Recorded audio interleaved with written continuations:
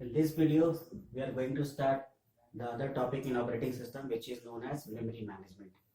In previous videos, we already studied about the process management. So now we have some another topic which is known as memory management. When we talk about the resources or components of any system, so we have CPU, we have RAM, ROM, secondary storage devices. So there are various physical systems are available or attached with a computer system. Then in these physical resources, one of the most physical resource which is very much important for any computer system is the memory, and I'm talking about the main memory. So when we talk about the memory management, we are talking about the main memory management, that is the RAM. So first of all, we have to understand what is the meaning of memory, what is memory in our computer system.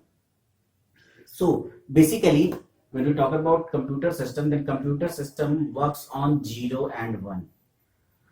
When computer works 0 and 1, so it stores data in the form of also 0 and 1.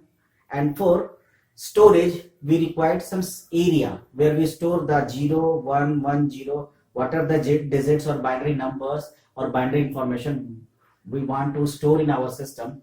So in RAM, we store these numbers, these binary information. So this is called the memory. And memory is what? Memory is basically it is important resource of any system. Without main memory, we can't. There is no any task we can execute without the help of main memory. If the RAM is not working properly, you can't use your computer system. So it is very much important resource of any computer system. So what is memory? Memory is basically a large array of words or bytes. Basically in systems, the word size, basically word size, it is very much important. The size of the computer, the size of the processor, it defines the word size. Let's suppose if we are going to use 8085 microprocessor, then the word length of that particular microprocessor or system is 8-bit.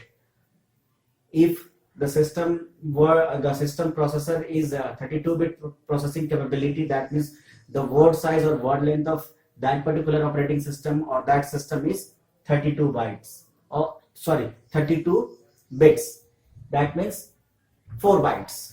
तो ये जो word length होता है, word length define करता है किसी भी system में कि वो स्टोर करने, वर्ड लेंथ और वर्ड इज बेसिकली एक ग्रुप ऑफ बिट्स की बात करते हैं. We are talking about group of bits कि हाँ इतने बिट को एक साथ रखा जाएगा और उसका एक स्पेशल मीनिंग होगा.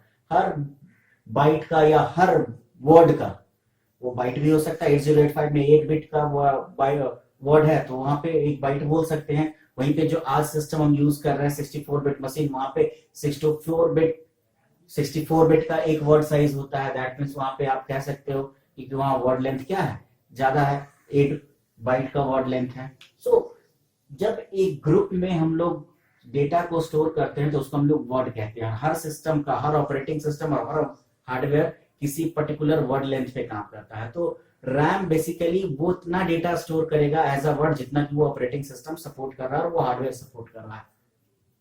सो इस तरह के बहुत सारे अरेज, कहने का मतलब है कि इस तरह के लीनियर स्ट्रक्चर में बहुत सारे वर्ड्स हैं और हर वर्ड कुछ ना कुछ डेटा को स्टोर कर रहा है. So this is large array of words or bytes. Let's suppose you have a 1 GB memory, you have 1 GB RAM, then count how many bytes in that particular RAM. तो उतने सारे इस तरह के अरेज होंगे जो आपस में लीनियरली क्या है, एक दूसरे से एक फ्लैट स्ट्रक्चर पे जुड़े हुए हैं.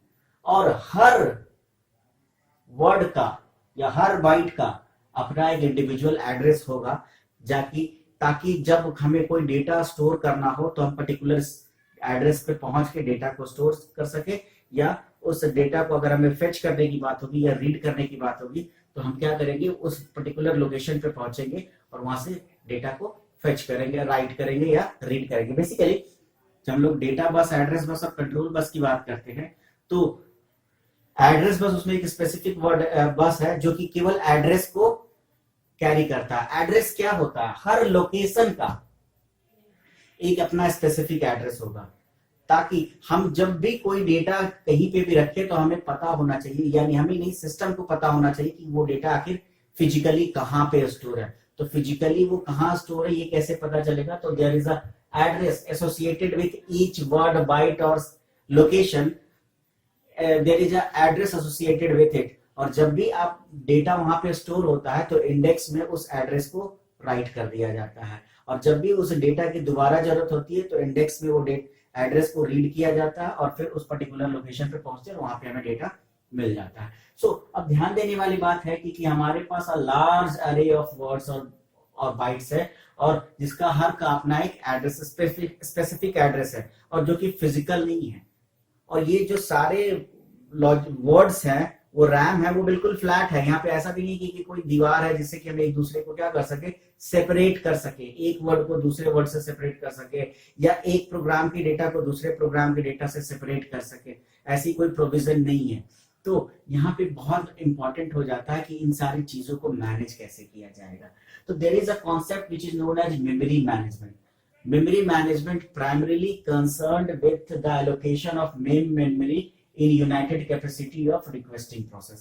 अब सिंपल हम लोग थोड़ा सा प्रोसेस मैनेजमेंट पे चले जाते हैं। जब प्रोसेस मैनेजमेंट की बात करते हैं तो वहां पे हमने पढ़ा था रेडी क्यू, या फिर आपने पढ़ा होगा सस्पेंडेड क्यू, या फिर लॉन्ग टर्म क्यू, इस तरह के बहुत सारे क्यूज पढ़े थे। तो ये क्यूज क्या था? ये स्टोरेज एरिया था, वो एक लोकेशन था जहां पे कि डेटा को स्टोर किया गया, आपके प्रोग्राम को, आपके प्रोसेस को स्टोर किया गया। तो जब भी कोई प्रोसेस एग्जीक्यूशन के लिए जाएगा उसे सबसे पहले हमें क्या करना होगा? स्टोर करना पड़ेगा। तो स्टोर कहां पे करेंगे? और अब ऐसे स्टोर हम मेमोरी पे करेंगे। और अब बात आ रही है कि जब हम लोग बात कर रहे हैं मल्टीटास्किंग मशीन की, मल्टी प्रोसेसिंग मशीन की, या आज के डेट में तो काफी फास्ट मशीनें आ गई, काफी कंप्यूटर में काफी ज्यादा डेवलपमेंट हुआ है। तो अब एक बार में कई कई प्रोसेस आ रहे हैं, तो किस प्रोसेस को कहां पे स्टोर किया गया है, कहां पे रखना है, किस प्रोसेस का काम कंप्लीट हो गया तो उसको मेमोरी से फिर हटाना है, कौन सा नया प्रोसेस आ रहा है उसको फिर मेमोरी पे स्टोर करना है या नहीं करना, ये बहुत सारा टास्क है जिसको मैनेज करने की जरूरत होती है। अगर एक प्रोसेस होता तो बहुत आसान होता ये काम कि एक प्रोसेस है तो इस टास्क को, चलो एक प्रोसेस है तो उसको स्टोर कर दिया और वहां पे हमें कोई ज्यादा हेक्टिक होने की जरूरत नहीं थी। लेकिन दिक्कत तब आती है, प्रॉब्लम वहां पे है जब हमारे पास नंबर ऑफ प्रोसेसेस बहुत ज्यादा और फ्रीक्वेंटली प्रोसेस आ रहे हैं, रिलीज हो रहे हैं, प्रोसेस कम्स टू सीपीयू और प्रोसेस होने के बाद वो जा भी रहे हैं। तो इस कंडीशन में हर प्रोसेस को हमें क्या करना है? ट्रैक करना है कि कौन सा प्रोसेस के लिए कौन सा मेमोरी लोकेशन एलोकेट किया जाए, और अगर उसका टास्क पूरा हो गया तो उसको फिर से डीएलोकेट किया जाए ताकि हम फ्री स्पेस फिर से क्रिएट कर सके, ताकि एक नया प्रोसेस आके उस जगह पे स्टोर हो सके। So basically primary concern with allocation of main memory, main memory के एलोकेशन यानी रैम, किसी भी प्रोसेस को रैम को एलोकेट करना, रैम को नहीं, रैम में स्पेस को एलोकेट करना।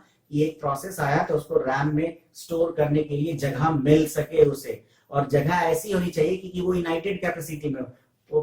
कोशिश की जाती है कि वो जो डेट स्पेस हो वो लगातार हो, ऐसा नहीं कि थोड़ा स्पेस यहाँ, थोड़ा स्पेस यहाँ, थोड़ा स्पेस यहाँ, ऐसा नहीं। यूनाइटेड कैपेसिटी में अगर पॉसिबल हो सके तो उसे स्पेस प्रोवाइड करने की कोशिश करेंगे। दूसरा है कि जब हम लोग मेमोरी मैनेजमेंट की बात करेंगे तो ये सारा काम कैसे होगा?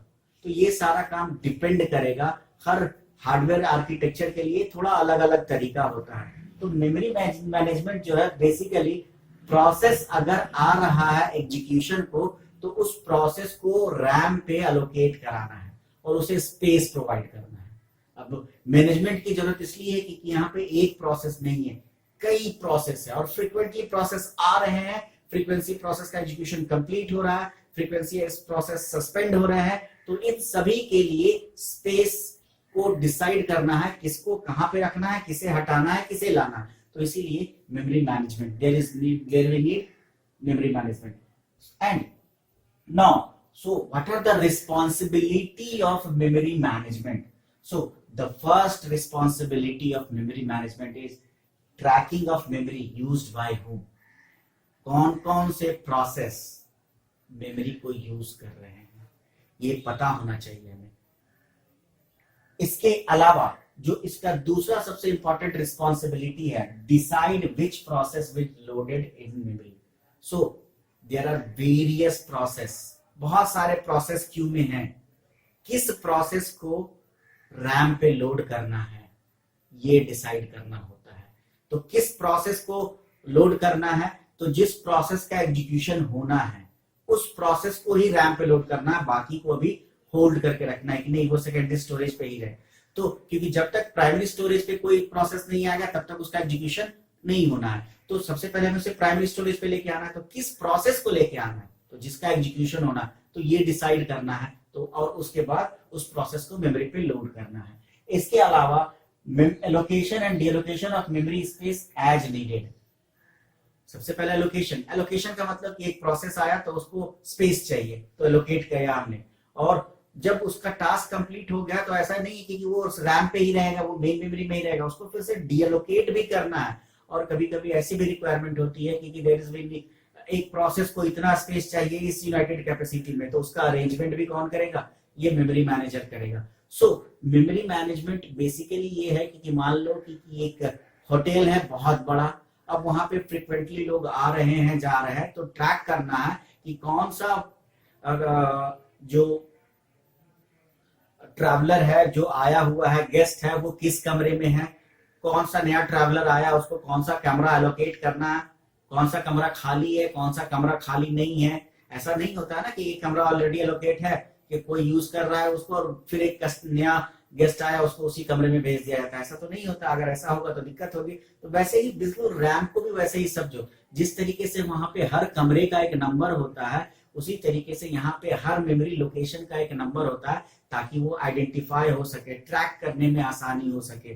तो जैसा कि होटल्स में रजिस्टर मेंटेन किए जाते हैं और आज के डेट में सॉफ्टवेयर को यूज किए जाते हैं, जहाँ पे कि हर कमरे का कम नंबर होता है, गेस्ट आते हैं तो कौन से गेस्ट को किस कमरे में ठहराया गया है, फिर वो गेस्ट खाली करके जाते हैं तो वो फिर से उसको रिलीज किया जाता है और फिर नए गेस्ट को वहां पे अलोकेट किया जाता है। तो ये जो बेसिकली काम है, यही काम वहां पे कोई मैनेजर बैठा होता है, होटल का मैनेजर, जो ये सारा काम कर रहा है। अगर रैम को हम एक होटल उसी तरीके का माने तो यहाँ पे भी बहुत सारे गेस्ट आ रहे हैं, यानी बहुत सारे प्रोसेस आ रहे हैं, और किस प्रोसेस को किस कमरे में ठहराया है, कौन सा गेस्ट का कंप्लीट हो गया है टेन्योर तो उसको वो बाहर गया तो वो कमरे को खाली करना है फिर से। तो बिल्कुल ऐसा ही कुछ रोल है मेमोरी मैनेजमेंट का। तो मेमोरी मैनेजमेंट में एक इंपॉर्टेंट टर्म है, उस टर्म को हम लोग कहते हैं मेमोरी मैनेजर। कि मेमोरी मैनेजर है क्या, तो बेसिकली जिस तरीके से प्रोसेस मैनेजमेंट में प्रोसेस मैनेजर था, जो कि प्रोसेस कौन सा प्रोसेस आएगा, कौन सा प्रोसेस रेडी है प्रोसेसिंग के लिए, कौन सा प्रोसेस रेडी क्यू में जाएगा, कौन सा सस्पेंड होगा, इस सारी चीजों को ट्रैक करता था। उसी तरीके से यहाँ पे ऑपरेटिंग सिस्टम का वो पार्ट जो मेमोरी रिलेटेड सारे एक्टिविटीज को, यानी मेमोरी को ट्रैक करना, लोकेशन, डीलोकेशन, ये सारी जितनी भी मेमोरी रिलेटेड एक्टिविटीज है मेन मेमोरी को लेके, उन सारे का जो टास्क को हैंडल करेगा उसे हम लोग ऑपरेटिंग सिस्टम के उस पार्ट को, उस हिस्से को मेमोरी मैनेजर कहते हैं। यहाँ दो इंपॉर्टेंट छोटे छोटे टर्म्स है जिनको मैं आपको बताना चाहूंगा। पहला है टर्म जिसको हम लोग कहते हैं डायनामिक लोडिंग। ये डायनामिक लोडिंग क्या है, तो देखो डायनामिक लोडिंग एक कॉन्सेप्ट है जिसमें कि ड्यूरिंग एग्जीक्यूशन हम क्या कर सकते हैं, प्रोसेस को अलोकेट कर सकते हैं और डी अलोकेट कर सकते हैं। यानी प्रोसेसिंग चल रही है और उस प्रोसेसिंग चलने के दरमियान उस प्रोसेस के कुछ हिस्से को हम दोबारा ला सकते हैं या हटा सकते हैं। तो इस प्रोसेस को हम लोग कहते हैं डायनेमिक लोडिंग, मतलब कि प्रोसेस को डायनेमिकली लोड करना या अनलोड करना। और दूसरा जो हमारे पास टर्म है जिसको हम लोग कहते हैं ओवरलेस। ओवरलेस क्या होता है, जैसे कि किसी भी प्रोग्राम का जो साइज होता है वो जरूरी नहीं कि जो हमने मेमोरी उसको एलोकेट कराया है, जो मेमोरी का पार्ट दिया है उतना ही बड़ा साइज का कोई प्रोसेस या प्रोग्राम होगा। कोई प्रोग्राम उससे कई गुना बड़ा हो सकता है। तो उस कंडीशन में पूरा का पूरा प्रोग्राम एक बार उस मेमोरी पे लोड नहीं किया जा सकता है। क्यों? क्योंकि मेमोरी का साइज छोटा है in comparison the size of program. तो उस कंडीशन में उस प्रोग्राम को छोटे छोटे टुकड़ों में डिवाइड कर देते हैं, और जब उन छोटे छोटे टुकड़ों में डिवाइड कर देते हैं तो हर एक टुकड़ा, हर एक पीस ऑफ प्रोग्राम क्या कहलाता है, ओवरलेस। और जब हम लोग डायनेमिक मेमोरी की, डायनेमिक लोडिंग की बात करते हैं तो डायनेमिक लोडिंग यहीं पे काम आता है। लेट सपोज हमारे पास था प्रोग्राम 1 और ये प्रोग्राम 1 का साइज था 100 KB और जितना हमने मेमोरी में साइज दिया था, तो मेमोरी में जो पार्टीशन का साइज रखा था, यानी मेन मेमोरी में जो इस प्रोग्राम के लिए स्पेस दिया गया था, वो स्पेस था 20 केबी। इसका मतलब ये प्रोग्राम पूरा का पूरा प्रोग्राम एक बार रैम पे एलोकेट नहीं हो सकता। तो उस कंडीशन में क्या किया जाता है, इस प्रोग्राम 1 को हम लोग छोटे छोटे टुकड़ों में डिवाइड कर देंगे। तो P1, P2, P3, P या O1, O2, O3, O4, O5, overlay 1 2 3 4 5। और अब क्या होगा, ये हमने इसको 5 भाग में डिवाइड कर दिया, तो इसका साइज क्या हो गया 20 केबी। और 20 केबी हम क्या करेंगे, यहाँ पे लोड करेंगे।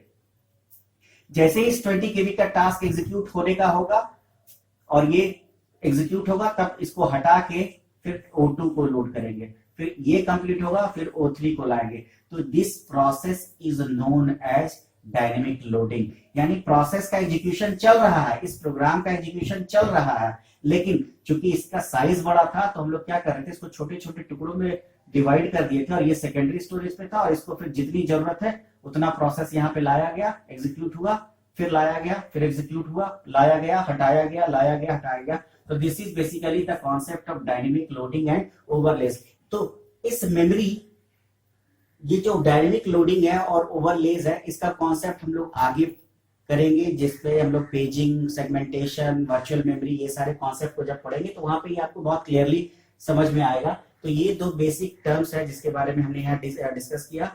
आगे हम लोग नेक्स्ट में मेमोरी के क्या क्या, मेमोरी मैनेजमेंट के कौन कौन से टाइप होते हैं, कितने तरीके से मेमोरी मैनेजमेंट पॉसिबल होता है, उन सारे की बात करेंगे। इस वीडियो में इतना ही। Thank you.